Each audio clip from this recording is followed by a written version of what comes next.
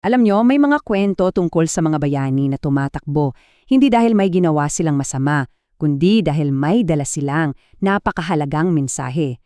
Ganyan na ganyan si Apostol Pablo. At ngayon, halika, sasamahan natin siya sa isang super exciting na adventure sa dalawang siyudad na sobrang magkaiba, mula sa mga astig na fact-checkers hanggang sa mga pinakamatatalinong tao sa buong mundo. Naranasan mo na ba yung ganun? Yung pakiramdam na kailangan mong manindigan para sa isang bagay na pinaniniwalaan mo talaga kahit parang ikaw lang mag-isa? Kung oo, nako siguradong makakarelate ka sa kwento ni Pablo. Okay, so ang kwento natin nagsisimula sa isang action scene. Kasi doon sa huling siyudad na pununtahan ni Pablo, sa Thessalonica, galit na galit sa kanya yung ilang mga tao. Kaya ayun, kinailangan siyang itakas ng mga kaibigan niya sa gitna mismo ng gabi para lang makaligtas. Ang destinasyon nila, isang lugar na ang pangalan ay Berea. Grabe, ang bilis ng mga pangyayari. Mula sa Thessalonica kung saan hinahabol siya, biglang takbo papuntang Berea. Doon, sa wakas, parang nakahinga siya ng malawag. May mga taong handang makinig. Pero, hindi rin nagtagal yon. Kasi bumalik yung gulo, kaya heto na naman, si Pablo, kailangan na namang tumakas. At this time, mag-isa na lang siya, papunta sa isang napakalaki at sikat na syudad, ang Atenas. Okay, teka. Bago tayo pumunta sa Atenas, balik muna tayo sa Berea. Kasi yung mga tao doon, ibang klase. Sila daw ay tinawag na mas marangal kaysa sa iba. Bakit kaya?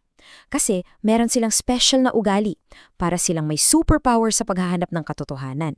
Tingnan niyo yung pagkakaiba. Doon sa Thessalonica, sarado agad ang mga isip, ayaw makinig, galit agad.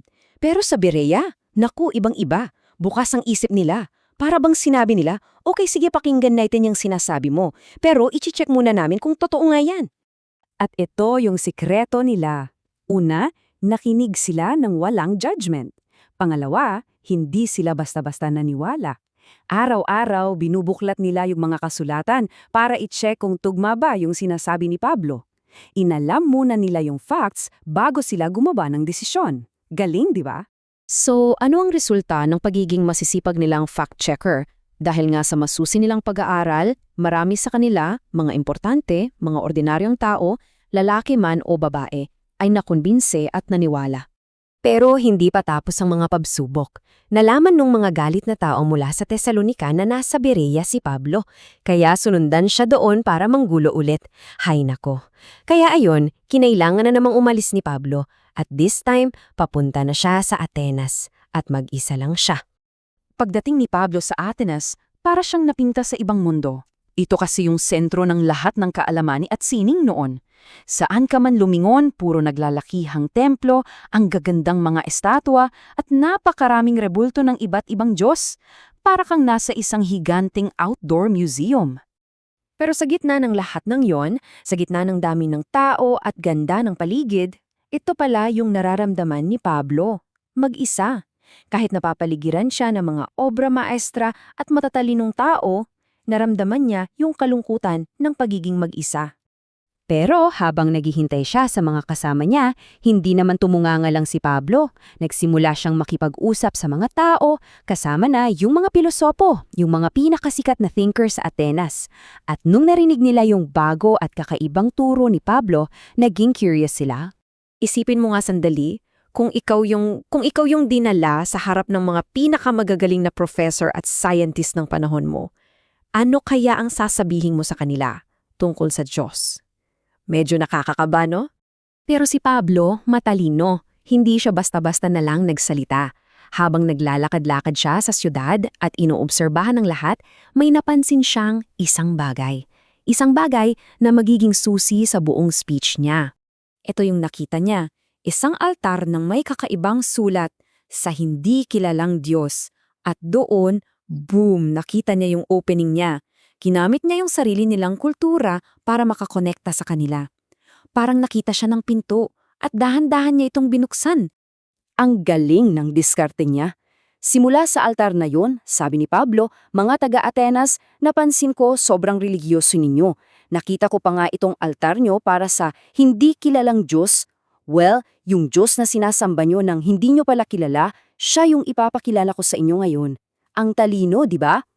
Tapos, ipinaliwanag na niya. Sabi niya, ang tunay na Diyos, hindi yan rebulto na gawa sa ginto o bato. Siya yung gumawa ng langit, ng lupa at ng lahat ng bagay. Hindi siya nakatira sa mga templong gawa lang ng tao kasi siya mismo ang nagbibigay ng buhay at hininga sa ating lahat. At para ipakita yung respeto niya, humiram pa siya ng linya mula sa isa sa mga sikat nilang Makata. Sinagi niya, di ba sabi nga ng isa sa mga manunulan ninyo, tayo rin ay kanyang mga anak. Pinapakita lang nito na pinag-aralan niya ang kultura nila para makakonekta talaga siya. Okay, so pagkatapos nung napakagandang speech na yon, ano na kaya ang nangyari?